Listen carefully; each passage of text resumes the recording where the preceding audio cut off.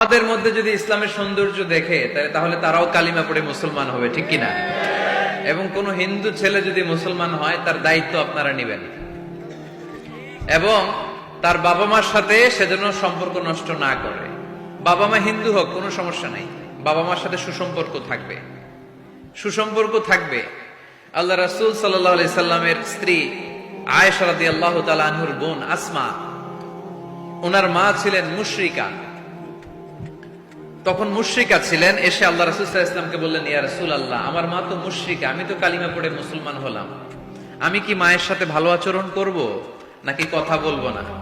বিষ্ণু সাল্লাল্লাহু আলাইহি ওয়াসাল্লাম বললেন, খবরদার, সিলিহা, হোক মুশরিক হোক কাফের, সে তোমার মা।